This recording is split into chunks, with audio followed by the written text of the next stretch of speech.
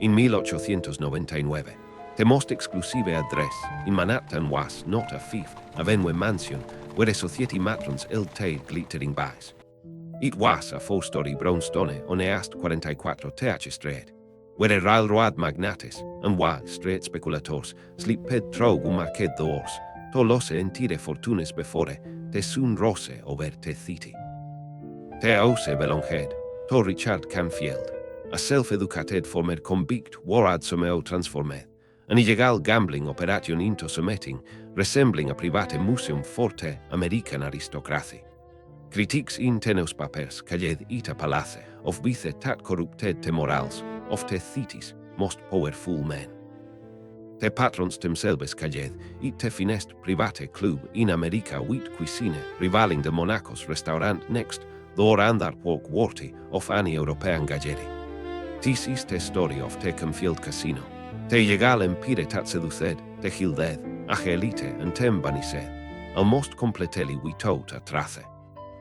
Richard Albert Canfield was born in 1855 in New Bedford, Massachusetts, a whaling port that had once been among the wealthiest cities in America. Vite time of his build, the industry was already declining. Petroleum had begun replacing whale oil in lamps across the country. The great fortunes built on hunting leviathans were slowly evaporating. Canfield entered the world host as an era of American wealth was ending and the noter was about to begin. His father worked as a mechanic and sometime salesman, providing a modest but respectable existence for the family. The Canfields were not poor but they possessed none of the advantages that smoted the path for children of prosperous families. There was no money for privatemies or university education. There were no family connections to secure apprenticeships with established firms. Whatever Richard Canfield would become, a would have to build it himself. The boy received only a basic public school education before circumstances forced him into the workforce. A talk whatever hopes a young man without connections could find. But Canfield possessed something that no classroom could provide and no employer could take away. He had an insatiable hunger for books and an extraordinary memory for everything he read. While other boys his age spent their evenings in taverns or chasing hills through the streets, Canfield haunted the local library. He read voraciously and without system at first. Novels, historias, biographies, scientific treatises. He consumed everything he could find. Graduatis tastes refined themselves. He developed a particular interest in philosophy, especially the German metaphysicians who were fashionable among educated Europeans. He read Kant and Hegel and found them stimulating but abstract. Then he discovered Arthur Schopenhauer, the great pessimist who viewed human existence as fundamentally tragic. Something in that black worldview resonated with the young man from the declining whaling port. These 10 years, Canfield had discovered a second passion that would define his life alongside literature. He found that he possessed a natural gift for gambling, not the reckless gambling of desperate men hoping to transform their circumstances with a single lucky hand. Canfield approached cards and dice with the same analytical intensity he brought to philosophy. He studied odds and probabilities. He calculated expected values. He learned to read the subtle signals that players unconsciously broadcast when they held strong or weak hands. These TW interests mixed seem contradictory. On suggested refinement, intellectual discipline, the life of the mind. The other suggested vice, moral compromise, the exploitation of human weakness. Canfield apparently saw no conflict between them. He would spend his mornings with Schopenhauer contemplating the futility of human striving. He would spend his evenings calculating the edge on Pharaoh and watching grown men destroy themselves at the tables. Perhaps the philosopher helped him understand the gamblers. Perhaps the gamblers confirmed what the philosopher taught. In his early 20s, Canfield drifted from New Bedford to Boston, seeking larger opportunities in the bigger city. found work in small gambling establishments tat operated in te shadows of te lao. Started a aler te la west position in te hierarchy, learning te mechanics of a very game from te inside. Farao poker roulette athad. Mastered te technical details of each, understanding exactly o te odds favored te ose and be wat margin. Boot Canfield studied moretan cards and whales. Studied te players themselves wit te sam intensity ad once broad to Herman philosophy. Noticed which men call a ford to lose and which were betting money te desperatelli neded. Observed o alcohol losened hugment and inflated confidence. Watched o pride prevented sensible men from walking a why when te were veind. Sau o te wealti treated gambling as entertainment wille te desperate treated it a salvation. Bot gropes lost in te end, boot te lost differently. Also observed te establishments themselves with a critical edge. Most gambling houses of te era were crude operations. Te rooms were dingy and poorly ventilated. Te clientele mixed respectable businessmen with criminals and confidence men. Chatting was common, so metimes be te house itself. Figs broke out regularly. Police raids occurred whenever te bribe stopped flowing. Te entire atmosphere suggested degradation and danger. Canfield began to imagine something different. What if a gambling establishment could be operated like a gentleman's club? What if te rooms were elegant and te service impeccable? What if te games were scrupulously honest and te clientele carefully selected? What if a man could lose a fortune in an atmosphere of such refinement that te experience felt almost civilized? Te wealthy had proven waging to pay premium prices for premium experiences in a very hotel area of life. WY should gambling be different. En 1876, Canfield had saved enough money to test his theory. Opened a small gambling operation in Providence, area de Island. Te venture was modest in scale, but ambitious in concept. Canfield furnished te rooms with taste and kept them scrupulously clean. Enforced strict rules against drunkenness and disorder. Read the alias what said were and treated patrons with respect. Te games were honest. Te house he was sufficient without being greedy. The experiment did not last long enough to prove itself. That same year, police raided the establishment and arrested Canfield on gambling charges. Whether the raid resulted from insufficient bribes or political pressure or simple bad luck, the records do not clearly indicate. A judge sentenced him to 6 months in the Providence jail. At 21 years old, Canfield was a convicted criminal. For most young men, such a sentence would have been a catastrophe. A prison term meant permanent exclusion from respectable society. It meant difficulty finding legitimate employment. It meant shamet at world for a man for the rest of his life. Canfield apparently viewed his situation differently. If respectable society was closed to him, a world with his own world outside it, and a world user his time in prison productively. Te Providence jail ad librari. It was not extensive, but it contained enough volumes to occupy an intellectuali hungry prisoner for 6 months. Canfield read systematically through te collection. Continued his study of philosophy and history. Read works on art and architecture, subjects he had previously neglected. Absorbed information about wine and cuisine, the markers of cultivated tastes that wealthy men deployed to distinguish themselves from temerely prosperous. He also read biographies of successful men, looking for patterns called aptly to his own circumstances. And noticed that many great fortunes had been built by men who operated in moral grey zones. The railroad barons had bribed legislators and crusade competitors through methods that skipped legality. The industrial magnates had exploited workers and manipulated markets. Compared to such men, a gambling operator who ran honest games and paid his bribes on times emed almost respectable. When Canfield emerged from prison in 1877, e possessed sommetting far more valuable than a clean record. E understood o rich menly ved, and what te expected from te pleasures. E caneu te tastes in art and win and forward. E cold discus literature and philosophy wit genuine cano lethe. E had studied te world from te outside, and prepared himself to serve te decides from te inside. Canfield returned, to gambling immediately, but no e operated wit greater sophistication. E opened a new establishment, in Providence, tat catered explicitly to wealthy clientele. Te rooms were decorated wit genuine taste, not merely expensive objects chosen for te price tags. Te games remained scrupulously honest. Drunkenness was not merely discouraged, but actively prohibited. Canfield i red staff wo cold maintain te atmosfere of a private club rater tana commercial vice operation. E also cultivated relationships wit te local political establishment.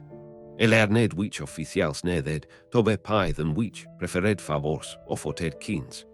E became canon as a reliable and discreet operator wo caused no public embarrassments. When police needed to demonstrate activity against gambling, te raided is competitors. Canfield's establishment remained untouched year after year. Te Providence operation prospered through te early 1880s. Canfield developed a reputation that spread beyond every other island. Wealthy men traveling through New England earth about te gambling ose were on a cold losse money in civilized surroundings. Te visited, te played, and te told te friends. Te clientele greus te adili more distinguished. During tese years, Canfield began collecting at with serious intent. His purchases were modest at first, limited by his available capital, but educated himself systematically, reading criticism and visiting galleries and auction houses whenever business talk into New York or Boston. He learned to distinguish genuine quality from fashionable reputation. He developed preferences and principles. He was becoming not merely a buyer of art, but a connoisseur. In 1885, Canfield married Genevieve Martin. Little is recorded about her background or her courtship. Te mariage appears to have been stable, if unremarkable. Canfield maintained strict separation between his domestic and professional lives. His wife did not appear at his gambling establishments. He returned home each night to the routines of bourgeois respectability, then left each morning to oversee an illegal enterprise. The contradiction apparently troubled neither of them. Vite late 1880s, Providence had grown too small for Canfield's ambitions. He had proven his concept. A gambling operation could attract wealthy and respectable clientele if managed with sufficient sophistication. Discretion and quality could command premium prices. Honest games actuad increased profits because satisfied customers returned, again and again. But Providence was a secondary city. The real money, the serious fortunes, the truly elite clientele, are of that was concentrated in New York. Manhattan in te late 1880s was entering its most extravagant era. The Industrial Revolution had created fortunes of unprecedented scale.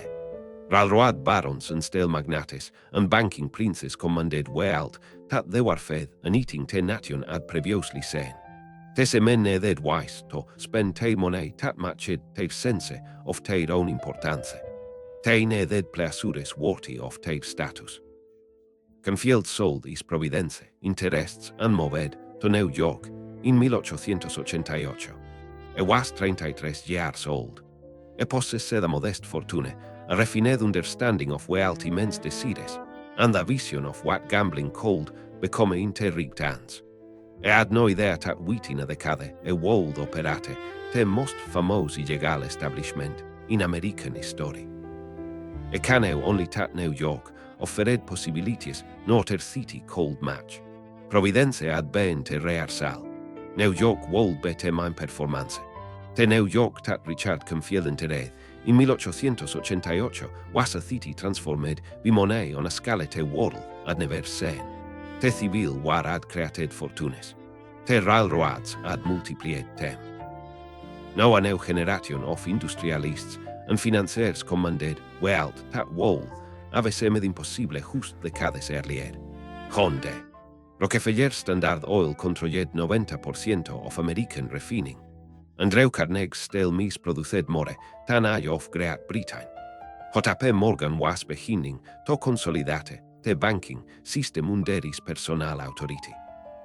Tese men and teir associates formed an aristocracy of wealth that dominated American life.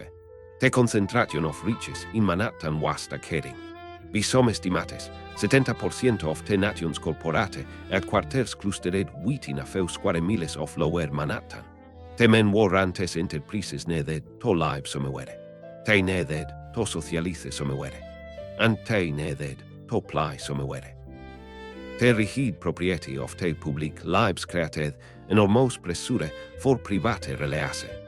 Behind closed doors, away from wives and ministers and newspaper reporters, the titans of industry wanted pleasures that matched their power.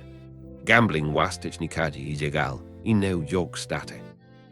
The law had been on the books for decades and was periodically enforced with great publicity, but everyone understood that enforcement was selective. Poor men were gambled in bacalles faced arrest and imprisonment. Wealthy men were gambled in private clubs faced nothing at all. Provided te chose te establishments ca refugi and te rigged people received te regular payments. This hypocrisy suited the political machine perfectly. Tama, the democratic organization that controlled New York City had refined corruption into a precise science. A very illegal enterprise paid tribute according to a well understood schedule.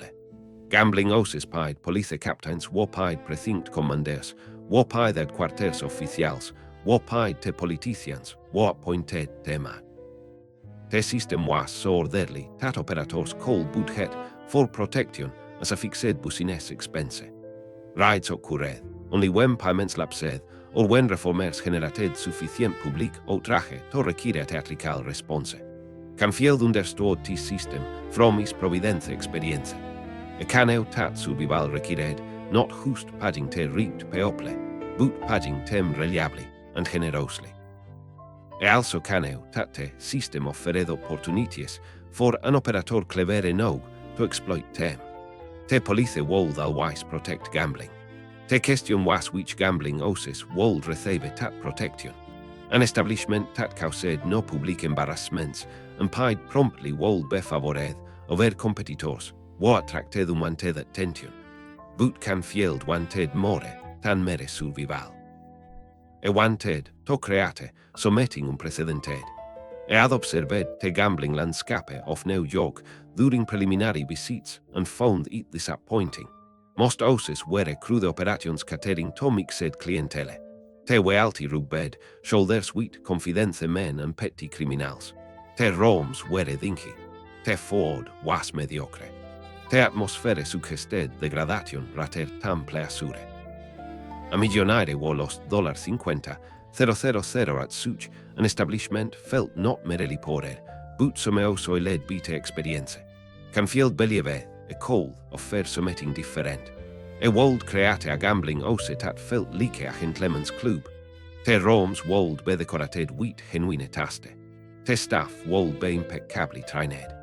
The food would rival the finest restaurants. The clientele would be carefully screened to exclude anyone who might embarrass the respectable patrons. A man called lost a fortune in such surroundings and felt that he had at last lost it elegantly. His first New York venture was modest. In 1888, entered into partnership with David Duff, an established operator who controlled a gambling house near Madison Square. The arrangement gave Canfield access to Duff's political connections and protection network. In return, Canfield brought his Providence capital and his ideas about how a superior establishment might be run. The partnership was not equal, but it gave Canfield a foothold in the city. The Madison Square location had strategic advantages. The neighborhood was fashionable without being residential. hotels and restaurants, and teaters clustered ne arbi. Welti men cold besit we tot, travelling trogar eas where te mict encounter te wibes, or busines associates. Te square itself provide the neutral meeting, ground where, and evenings entertainment, cold behim, before moving, to more private venues. Canfield spent te next several years learning te New York market. Estudied which games te wealti preferred, and o te like to ply tem. E observed te competition, and noted te weaknesses. E cultivated relationships with potential patrons, meeting tem at restaurants and clubs and art galleries. E never discussed gambling directly in tese social encounters. E simply made himself canon as a cultivated gentleman with interesting conversation and impeccable manners. By 1893, Canfield felt ready to establish his own independent operation. E acquired control of a gambling house at 22 West 26 TH Street, ne Arte original, Madison Square location. Te puchase price and terms are not precisely recorded, but contemporary accounts suggest a paid somewhere between 50 and $100,000 forte premises and te existing protection arrangements. In toda currency, that would represent roughly 2 to 4 million. Te new establishment reflected everything Canfield had learned. E renovated te rooms extensively, installing fine woodwork and quality furnishings. E hired a French chef to prepare meals for patrons what we said to dinner before or after gambling. E trained the staff in te protocols of weekend service. The alers wore evening dress and addressed patrons with elaborate courtesy. Dorman screened visitors and turned away and yone was med unsuitable. Te games themselves were conventional. Farao remained the most popular choice among American gamblers of the era. Te game involved betting on which cards would appear from the alling box. Te ose ethe was small, typically around 1,5% but sufficient to generate steady profits from I volume play. Roulette and various card games supplemented te Farao tables. Canfield reportedly offered honest odds on a games, preferring to profit from volume rater tam from chatting. This honesty was not merely ethical. It was strategic. Wealthy men could afford to lose. What they could not afford was the humiliation of being chatted. A gambler who lost fairly would return again, hoping to recover his losses through skill or luck. A gambler was suspected chatting would never return, and would warn his friends to stay away. Canfield calculated that honest games would generate more profit over time tan croquedones, and te calculation proved correct. Te 26 TH Street, establishment prospered through te mid-1890s. Canfield developed the clientele of Wall Street speculators, corporate executives, and wealthy sportsmen. The financial boom of the era kept money flowing freely. Men were made fortunes during te da wanted to risk portions of tose fortunes at night. Canfield provided an elegant benwe for their impulses, but he was already thinking beyond 26 TH Street. The location was good, but not ideal.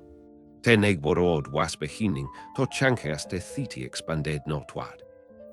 More importantly, Canfield wanted the property that would make a statement. He wanted a building that would announce itself as the finest gambling establishment in America. He wanted a palace. He began searching for suitable real estate in the mid-1890s. His requirements were specific. The location had to be convenient to the wealthy, but discreet, and no to allow private comings and goings. The building had to be substantial, and no to accommodate his vision, but not so large as to attract excessive attention. Above all, it had to have a rich character. Canfield wanted a property with history and dignity, a building that would lend respectability to whatever occurred within its walls. In 1899, he found exactly what he was looking for. A brownstone at 5 e 44 TH Street had come onto the market. The building had once belonged to one of the Monaco brothers. The family was a restaurant at the fine dining in New York for half a century. Te location was perfect. Del Monacos restaurant sti operated a feu d'or sawai. Te murai I neg borod, remained fashionable. Fift avenue wheat eats mansions lie hust, steps to te ast. Grand Central the pot brought we alti travelers from across the nation. Canfield negociated te purchase trog intermediaries. Te price was reportedly around $200,000, equivalent to perhaps $6 million todai. It was the largest investment of his life. But Canfield was not budging merely a building. It was budging te foundation for an empire. Te brownstone at 44, te H Straight Walled become the most famous gambling house in American history. Within its wise, fortunes walled chankeans on a scale tatsta kered, eventose wo made and lost tem. Artists and millionaires and politicians walled past trog its doors. And eventuagi inevitably, reformers walled come to tear itai down. But tat lie in te future. For now, in 1899, Canfield ad securedis palace. Te work of transformation was about to begin. Te brownstone at 5 e ast 44 te H Street ad begun its existence as a respectable family residence. Lorenzo de Monaco, one of te broters was a restaurant at the fined New York, dining 4 generations. Ad owned te property and lived tere wheat, suitable borgeo a dignity. Te building was 4 stories of solid construction wheat te e avi brownstone, facade typical of Manhattan town houses in te post-civil war era. It wasn't some without ben ostentatios. It suggested well without screaming it. For Canfield's purposes, tis discretion was essential. Te location could not have been more perfect. The Monaco's restaurant sti operated nearby at 44 TH Street and 5th Avenue. The establishment remained the undisputed pinnacle of American fine dining, the place where business de als were saled and social alliances formed, over elaborate French cuisine.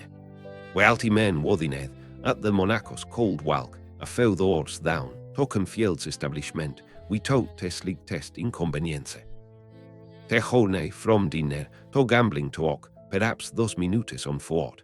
5th Avenue itself lie just steps to te ast. The great mansions of te hilded, age aristocracy lined te avenue in an almost unbroken way of wealth. Te Vanderbilts had built te famous triple palace at 51 St. Street. Te heirs maintained te stronghold footer sought. Between Tese and Chors clustered te homes of railroad presidents and steel magnates and banking princes. Canfield's clientele cold reach is though from their own front steps in a matter of minutes. Grand Central the pot stored several blocks to te ast on 42 in the street. Te terminal brought wealthy travelers from across the nation directly into the heart of Manhattan. A businessman arriving from Chicago or Philadelphia could check into an nearby hotel and visit Canfield's establishment the same evening.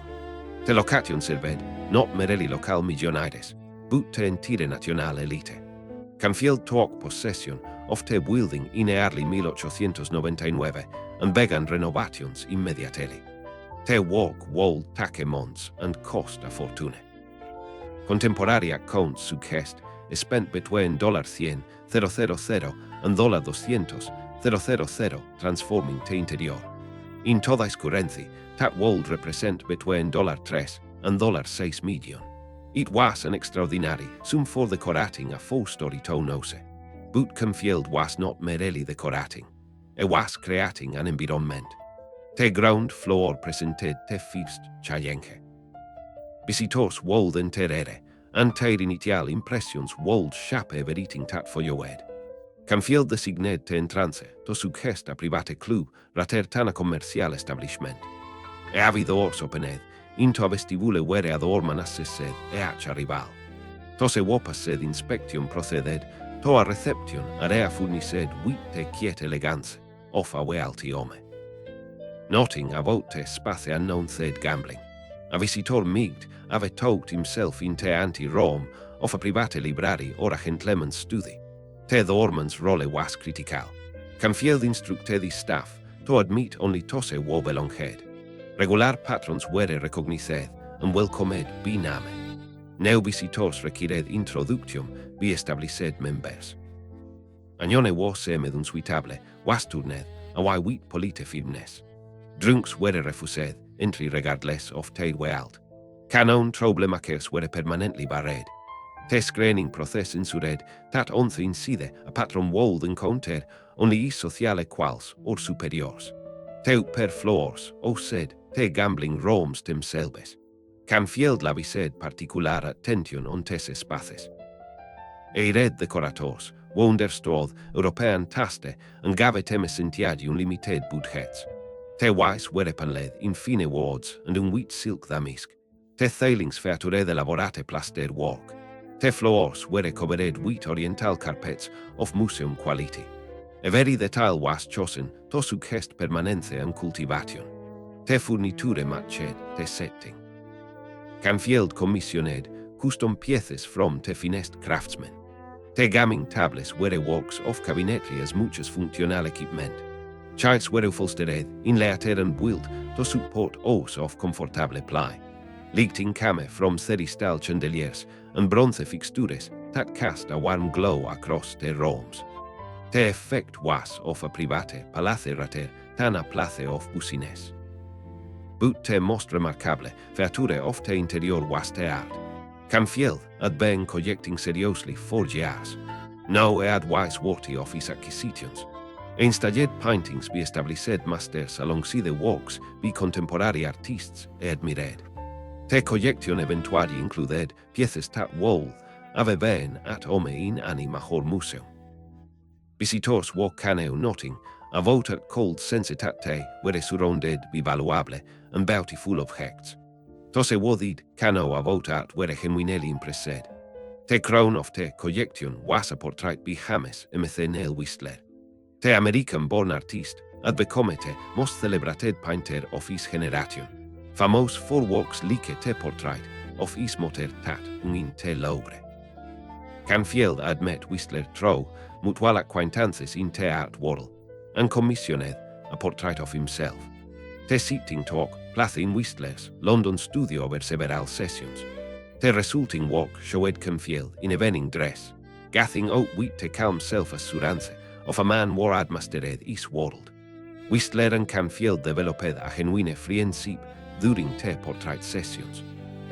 The artist and the gambler shared certain qualities. Both were self, made men who had risen through talent and determination. Both cultivated public personas that masked complex private selves. Both appreciated the finer things and had educated themselves to recognize quality. Canfield later acquired additional Whistler works for his collection. The portrait remained his most prized possession. The practical arrangements of the building received equal attention. Canfield understood that wealthy patrons would spend many hours on the premises. They would need sustenance. A dining room was established on the ground floor with a kitchen capable of producing meals rivaling any restaurant in the city. Canfield hired a French chef whose credentials were impeccable. The menu offered elaborate multi-course dinners for those who wished them and simplified for those who wanted only to refill between sessions at the tables.